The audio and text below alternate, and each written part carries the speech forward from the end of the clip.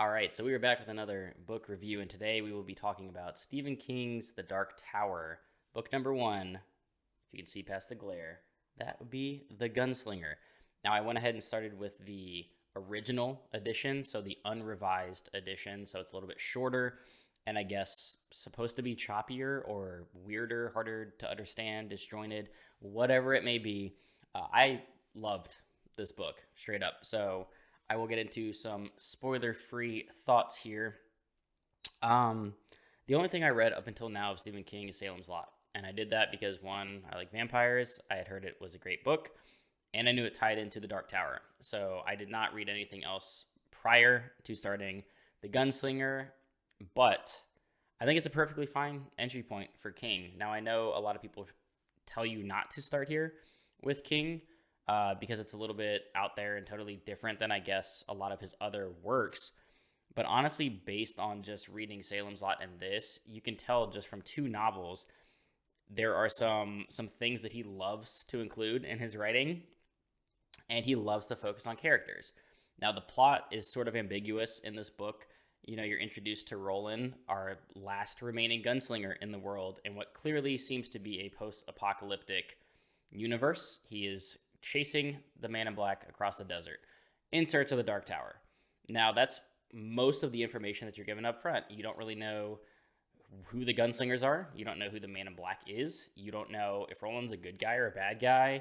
You don't know what the hell the Dark Tower is. You don't really know a lot of what's going on. Why is it post-apocalyptic? What the hell happened? So this series immediately introduces you to this fantastical universe that Stephen King created in the 80s, where it's just you'll hear it all the time, it's a fantastic blend of genres. It's not just fantasy, it's not just sci-fi. There's horror elements. There's just crazy things happening while also doing some of the same fantasy tropes that you're familiar with. You have, a chosen one, essentially. You have prophecy. You have, interesting side characters that you sort of pick up along the way, moving towards your main goal. And as of right now, after book one, you don't really know what that means. You don't know, okay, what happens when Roland gets to the Dark Tower? Is there a final boss that he has to defeat? Does that save the world? Is the world in danger? Like, who knows? We don't really know a lot.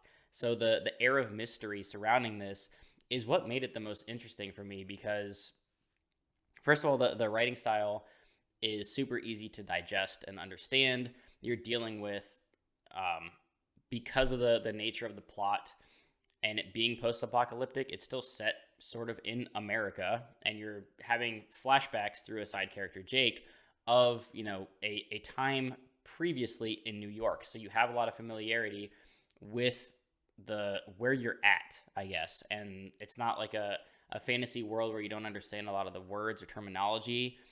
There is a touch of that, but the characters feel very real and human because they're sort of relatable in a lot of ways. And even, between Roland and the man in black, you don't know who's an outright villain or who's an outright good guy. Roland is 100% a flawed character, and you're already knowing that based on this book. There are some things that he does in this book that are certainly questionable, if not downright evil. And it's all in pursuit of the Dark Tower and chasing the man in black. And it seems like this character is willing to do whatever it takes to accomplish his goal. It's a rather selfish goal, but maybe there's some things that we're going to find out along the way that reveal why it's so important, because it seems like Roland doesn't even know exactly why he's chasing the Dark Tower. We're not given much of this information at all, and I'm not even sure Roland knows himself. What I appreciate most about this book, though, is that in its short page count, because let's see. Well, first of all, there's pretty big margins. The text is large. There's blank pages. There's some illustrations. And with all of that, which, first of all, this gorgeous Dark Tower picture at the end, the total page count is just north of 200, and a lot of that is blank space. This is probably a sub 200 page book, and it does so much with that page count. It is efficient as hell. It gives you a ton of questions that you're not going to have answered probably for several novels. The ending immediately made me want to pick up the Drawing of the Three, which I did, because the way that this book wraps up is just like, I have to know more. And that book goes in a totally different direction than I was expecting. So I'm fully on board for this weird adventure coming to me. But what Stephen King does that I kind of already touched on a little bit between Salem's Lot and this is he really gives you strong characters to follow. Roland has a very set goal in mind and very distinct characteristics. In addition to Roland and having his set characteristics and goals, you get some pretty strong relationship building in such a short novel. That's impressive. Roland and Jake kind of being a father-son relationship and bond through a lot of this book, sort of similar how Salem's Lot did it. It's pretty remarkable how well he does this in such little page count. Now, Salem's Lot obviously was a much bigger book, and there's more time to do that. But this book is only 200 pages, if that. And just the time spent with Jake and the gunslinger Roland is just, it's pretty, it's a damn good job how well he captures you with these characters. And even the Man in Black, like he's so mysterious and you have no idea what his goals are or why Roland's chasing him. And when you do interact with him in the novel, it's still just like, this isn't exactly what I was expecting. And there's twists and turns that you're not really expecting throughout this. There's tons of questions thrown at you.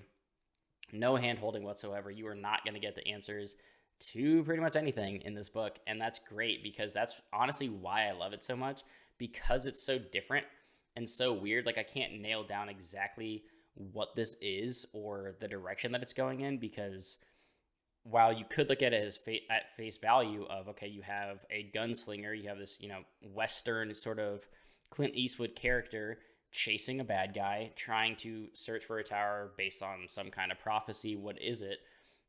And you could structure a story around that, but there's so many things that Stephen King sprinkles in that totally throw that out of whack, where you don't really know what's coming next, and you're in it, you're along for the ride with Roland doing whatever it takes to get to that point. So I'm definitely excited to continue, because Drawing of the Three took this series already in such a drastically different direction. And people have kind of warned me that don't take the gunslinger as don't judge the series based on the gunslinger, because you might need to get through at least Drawing of the Three before it really becomes what the series is going to be. But I loved this book, and that was a perfect entry to the series for me without reading, a million other tie-ins first, because I think it's wonderfully short. It is paced rather well. It's intriguing the entire way through. I was never bored. I loved the dialogue and the dynamic between the characters. The violence that's in it is pretty, it's there. It's Stephen King does not pull punches. He's willing to do some things that other authors aren't, which, kudos to you, sir.